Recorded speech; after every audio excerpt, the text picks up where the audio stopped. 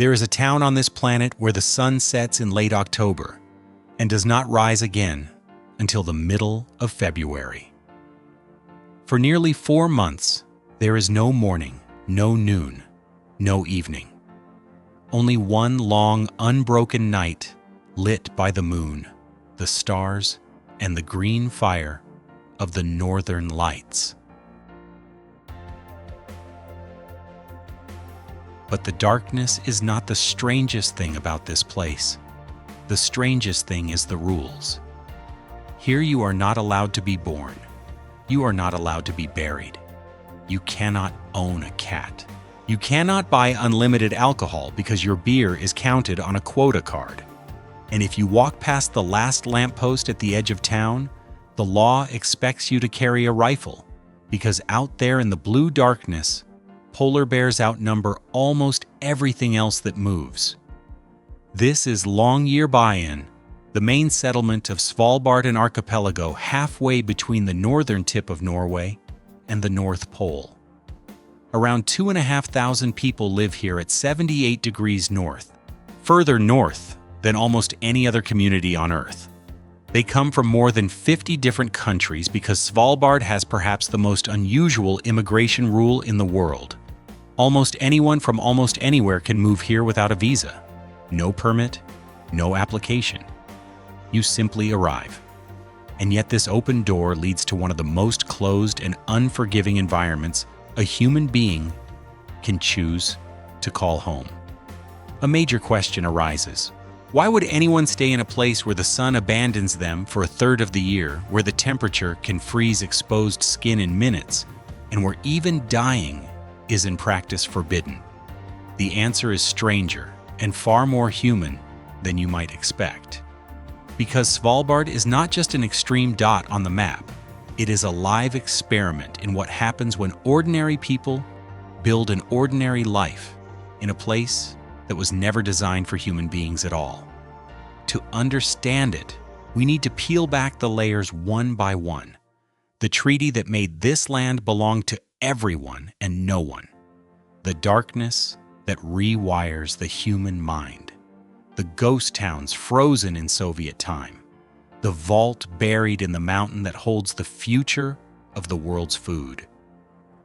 And the quiet, uncomfortable truth that this frozen town is now warming faster than almost anywhere else on the planet.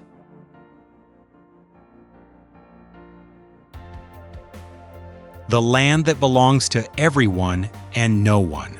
To understand Svalbard, one cannot start with the polar bears or the northern lights. It must begin with a piece of paper signed in Paris in 1920. For centuries, this archipelago was a no man's land. Dutch whalers boiled blubber on its beaches in the 1600s. Russian trappers wintered in driftwood huts hunting walrus and fox. Norwegian sailors mapped its fjords, but no flag truly ruled it. It was simply too far too cold and too empty to be worth a war. Then, coal was found in the mountains, and suddenly, the empty land had value. After the First World War, the great powers gathered and produced the Svalbard Treaty, one of the most peculiar international agreements ever written. Norway was given sovereignty over the islands. But in exchange, the citizens of every country that signed the treaty were given equal rights to live, work, and run businesses here. More than 40 nations eventually joined, from Russia and the United States to China, India, and even landlocked Afghanistan. This is why Svalbard, a territory administered by one of the strictest, most orderly countries in Europe, is at the same time one of the only places on Earth with a genuinely open border. A chef from Thailand, a miner from Ukraine, a barista from the Philippines, a scientist from Japan. None of them needed permission to come. Today, roughly 1/3 of Longyearbyen's population is not Norwegian at all, and for years, the second largest national group in this Arctic town was remarkably Thai. But the open door hides a cold condition. Svalbard offers no safety net. There is no welfare system here, no unemployment benefit, no care homes for the elderly. The rule is brutally simple. To stay, you must be able to support yourself and house yourself. If you cannot, the governor of Svalbard has the power to send you back to the mainland. This is a society that welcomes everyone and carries no one. And that single principle shapes everything about who lives here, how they live, and why almost nobody stays forever. The average resident remains for around 7 years. Svalbard is not a homeland, it is a chapter. A place people pass through, fall in love with, and carry inside them for the rest of their lives. But before we meet the people, we must first face the thing that defines their existence more than any law or treaty: the darkness. 4 months without a sunrise. Every year in the last week of October, the people of Longyearbyen watch the sun slide behind the mountains and disappear. They will not see it again for almost 4 months. This is the polar night, and it is far stranger than most people imagine. It is not simply a long evening. In the deepest weeks from mid-November to the end of January, the sun stays so far below the horizon that not even twilight reaches the town. At noon, the sky is as black as midnight. Street lights burn 24 hours a day. Children walk to school under the stars. Parents check the time not to know whether it is day or night, but simply to know which meal to cook. The human body was never built for this. Without sunlight, the internal clock begins to drift. People report sleeping badly, waking at 3 in the morning wide awake, or feeling crushing tiredness at midday. Some describe a strange fog settling over their thoughts, a heaviness that has nothing to do with sadness and everything to do with biology. And yet here's the surprise that fascinates scientists. Studies of Longyearbyen's residents have found remarkably little winter depression compared to what you would expect. The reason seems to be cultural. In mainland cities, winter is treated as an enemy, something to endure and complain about. In Svalbard, the community deliberately treats the polar night as a season with its own gifts. And it does have gifts. This is one of the only towns on Earth where you can watch the northern lights at lunchtime. When the sky is clear green and violet curtains ripple silently over the rooftops, while people queue for coffee. The darkness also brings an intimacy that summer never allows. Windows glow. Candles burn in every cafe. Neighbors who wave at each other in July sit down together in December. There is even a special quality of light the locals treasure above almost everything. The so-called blue hour season in February, when the returning sun is still hidden, but the sky floods the entire landscape in a deep, luminous polar blue that photographers travel across the world to capture. And then comes the opposite extreme. From late April to late August, the sun refuses to set at all. For 4 months, it circles the sky in an endless loop. Midnight looks exactly like midday. People mow lawns at 2 in the morning. Children play football at hours that would horrify any mainland parent. And blackout curtains become the most important object in every bedroom. Svalbard does not really have day and night. It has 2 seasons of light, and the people who thrive here are the ones who stop fighting that fact and learn to live inside it. But adapting to the darkness is only the first requirement. The second is learning the rules. And Svalbard's rules are unlike anywhere else on Earth. The strangest rules on Earth. Every society has laws. Svalbard has laws that sound like riddles. Begin with the most famous one. In Longyearbyen, it is effectively forbidden to be buried. The town's small graveyard stopped accepting bodies decades ago after a chilling discovery. In the permafrost, the dead do not decompose. Coffins buried in the frozen ground were slowly being pushed back towards the surface, and the bodies inside were so well preserved that scientists were later able to recover traces of the 1918 influenza virus from victims buried here a century ago. The frozen earth, it turned out, was keeping the dead ready to return. So today, those who are dying are flown to the mainland, and Svalbard has become known, half in myth and half in truth, as the town where death is not allowed. Birth is treated the same way. There is a small hospital, but no maternity ward. So expectant mothers must leave the island weeks before their due date and give birth in mainland Norway. The result is a community with a haunting statistical quirk. Almost nobody here was born here, and almost nobody will die here. Svalbard is a town composed entirely of the middle of life. Then there is the rifle. Step beyond the settlement boundary, and authorities expect you to carry a weapon and know how to use it, because roughly 300 polar bears roam this archipelago, and across the wider Barents Sea region they number in the thousands.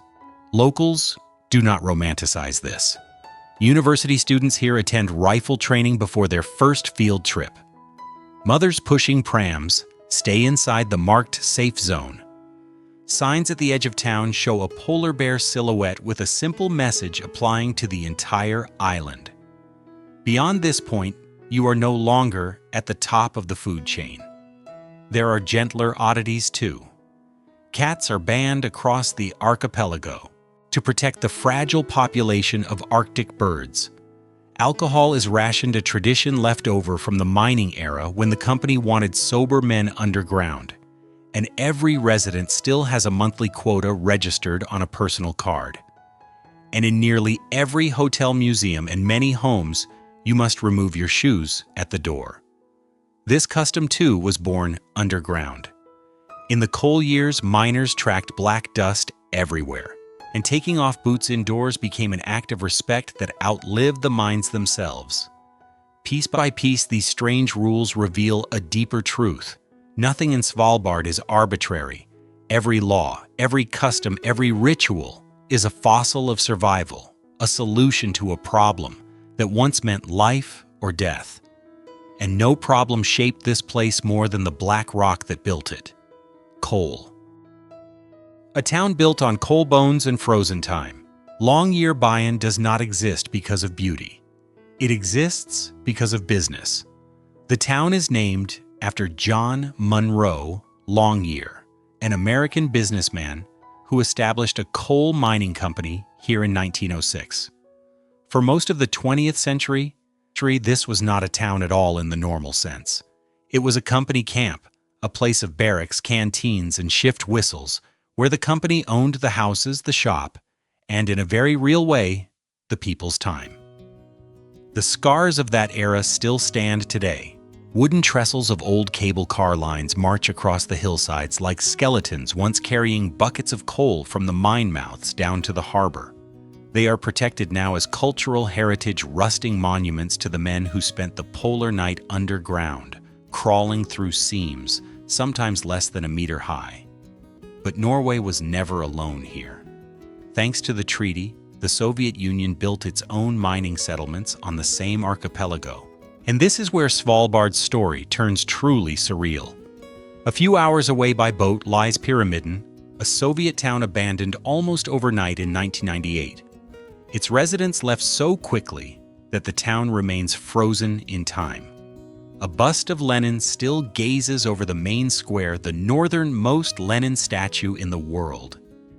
Inside the cultural palace, a grand piano stands in the concert hall, sheet music still open.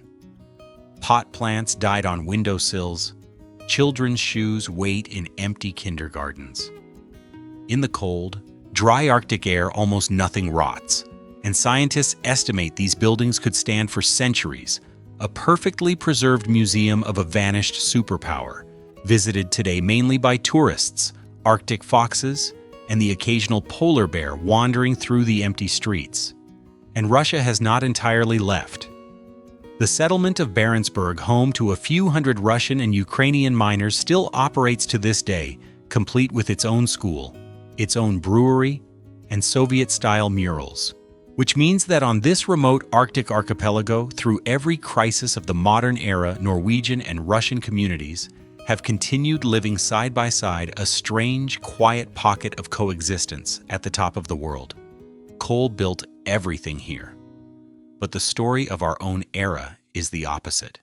In 2025, Norway closed Mine 7, its last operating coal mine on Svalbard, ending nearly 120 years of mining history. The town that coal created must now survive without it. And what replaces a dying industry at 78 degrees north? The answer lies buried inside a mountain just outside the airport, behind a door that may be the most important door on Earth.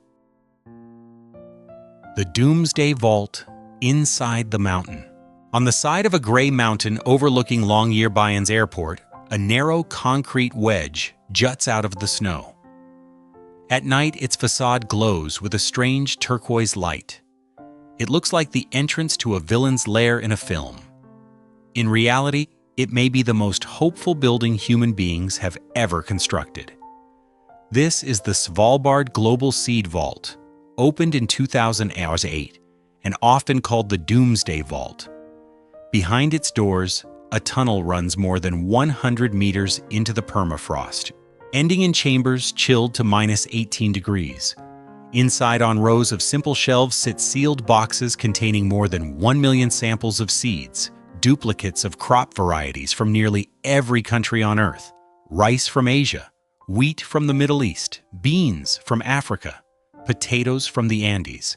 If a war, a disaster, or a catastrophe ever destroys a nation's agricultural heritage, a backup copy waits here in the frozen silence of Svalbard.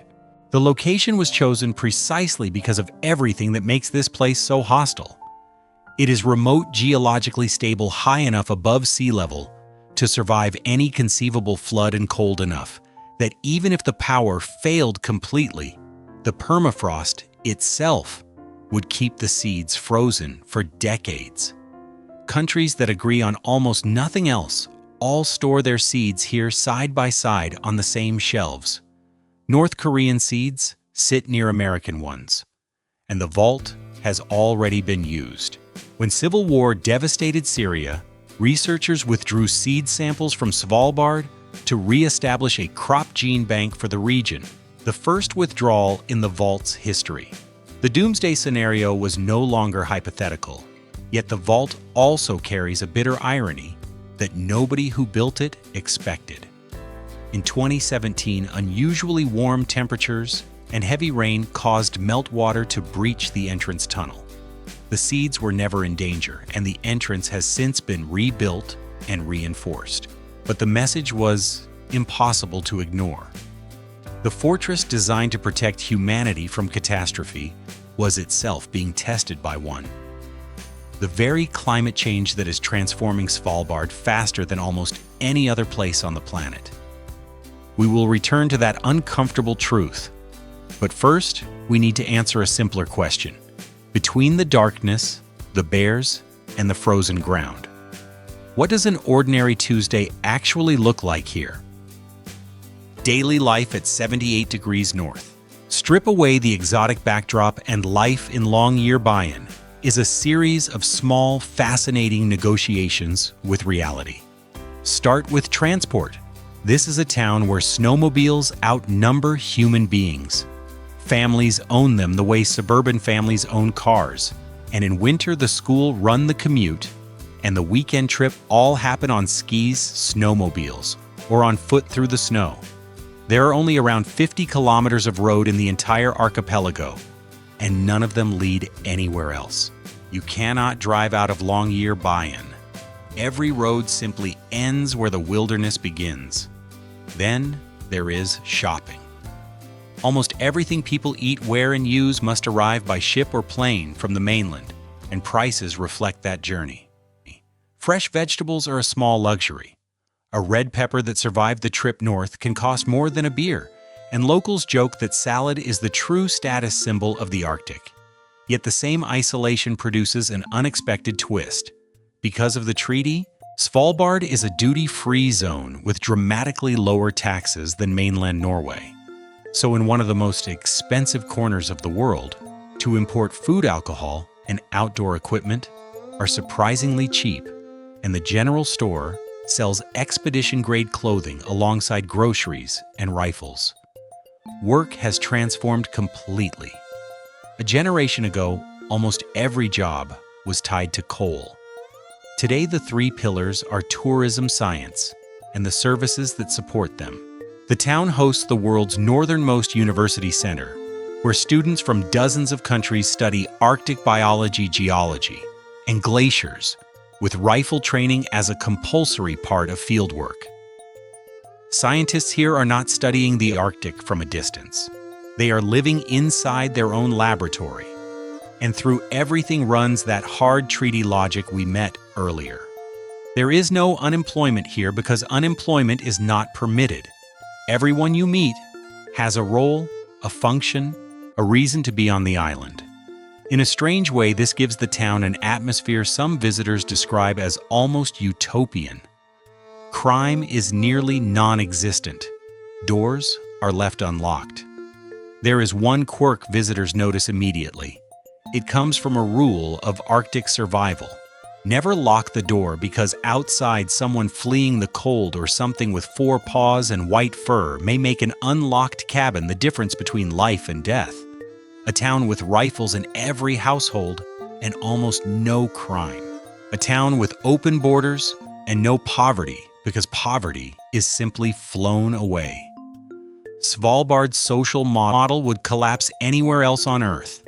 Here it works precisely because the environment is so merciless that human conflict feels like a luxury nobody can afford. But there is one enemy no rule can regulate away, and we must now return to it.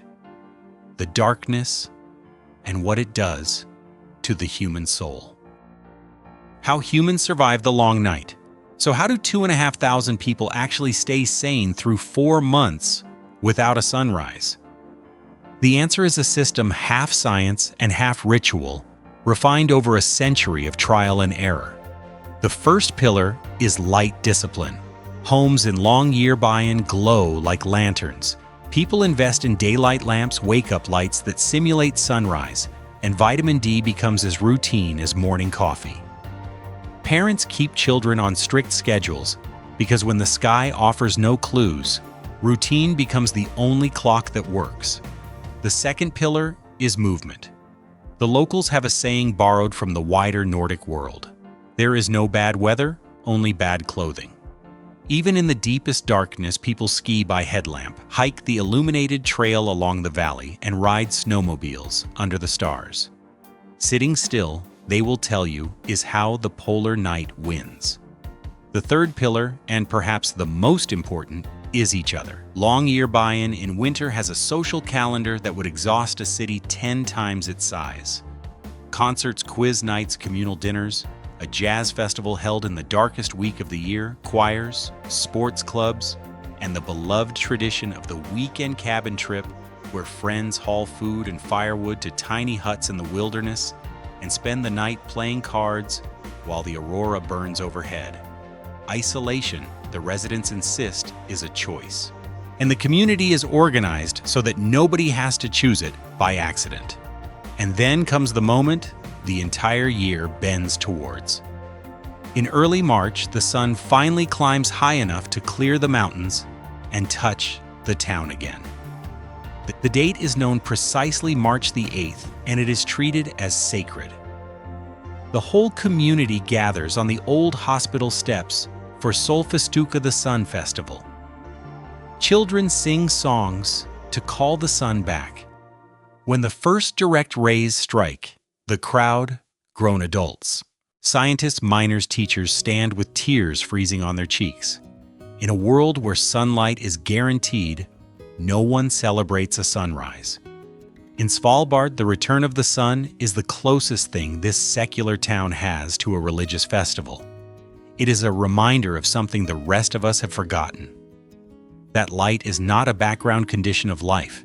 It is a gift that can be taken away. Yet even as the town celebrates the returning sun, a quieter anxiety has crept into these celebrations, because the seasons themselves are no longer behaving as they should. The fastest warming town on Earth. Here's the cruelest irony in Svalbard's story. The town famous for cold is losing its cold faster than almost anywhere on the planet. The Arctic is warming several times faster than the global average, and Svalbard sits at the sharp end of that curve. Scientists studying the region around Longyearbyen have recorded warming so extreme that winters here are now many degrees milder than they were only a few decades ago. The fjord beside the town, which old photographs show covered in solid ice, now often stays open water all winter. Rain falls in January in a place where January rain was once almost unthinkable. For most of the world, climate change is a graph. In Longyearbyen, it is the ground itself. The entire town is built on permafrost, and the permafrost is thawing. Foundations shift. Buildings that stood firm for decades develop cracks. The cemetery, the old mine structures, even the entrance of the seed vault, all have felt the ground move beneath them. And the warming has turned the mountains dangerous. In December 2015, an avalanche tore down the slope above the town and smashed into a row of homes, killing 2 people, including a small child. It was a wound this tiny community still carries. In the years since houses in the exposed zones have been demolished or abandoned, massive avalanche barriers have been built above the town, and some families have been moved permanently, making the people of Longyearbyen some of the first climate-displaced residents in the Western world. Even the polar bears, the town's most feared neighbors, are becoming a more frequent presence, as shrinking sea ice pushes hungry bears closer to human settlements in search of food. And so this town faces a question none of its founders could have imagined. It has already given up coal, the very industry that created it, closing its last Norwegian mine and betting its future on science, tourism, and renewable energy. But can a community built on frozen ground survive the melting of that ground itself? Svalbard has become something its residents never asked to be. A preview. What happens here, researchers say, is a glimpse of what is coming for the rest of the world. The people of Longyearbyen are not just living in the Arctic, they are living in the future. Which leaves only one question, the question this entire story has been circling from the beginning. Why anyone stays? Why do people stay? Why choose a town where the sun vanishes for a third of the year, where a trip beyond the last streetlight requires a rifle, where you cannot be born, cannot be buried, and where the very ground beneath your house is slowly thawing? Ask the residents, and the answers rarely mention hardship at all. They talk about the silence, a depth of quiet that people from cities say they have never experienced before. Silence so complete, you can hear your own heartbeat on a still day in the valley. They talk about the light, not just the aurora, but the polar blue of February, the golden midnight sun on the glaciers, the way an entire community learns to worship something as simple as a sunrise. They talk about the intensity of a life where nothing is passive. On the mainland, one resident said, "Life happens to you. Up here, you happen to life. Every trip out of town is planned. Every season demands something from you. And precisely because the environment gives no room for carelessness, people describe feeling more awake, more alive, more present than anywhere else they have lived. And above all, they talk about each other. A town of 2,500 people, from 50 nations where no one has roots, no one has family graves, no one was even born, there has somehow produced one of the tightest communities imaginable. Perhaps because everyone is a newcomer, no one is an outsider. Perhaps because the darkness is vast, the circle of light people build together matters more. Nobody stays forever. The average life in Svalbard lasts a handful of years, and then the mainland calls people back, for schools, for aging parents, for the simple luxury of a December afternoon with daylight in it. But almost everyone who leaves says the same thing. Svalbard never quite lets go. Longyearbyen should not exist. It is a town with no farms, no forests, no native population, no history, older than a coal seam balanced on frozen ground at the edge of the habitable world. And yet it holds a lesson that reaches far beyond the Arctic. Human beings do not actually need comfort to build a life. They need light, they can share work that matters, and neighbors whose doors are never locked. Strip away everything else, the sun itself included, and people will still find a way, not merely to survive the dark, but to gather inside it. light a lamp, and call it home. And every year, on the 8th of March, when the first ray of sun clears the mountain and touches the old hospital steps, the people of the northernmost town on earth stand together in the snow and remember what the rest of the world has forgotten. The sun rising is not ordinary. It never was.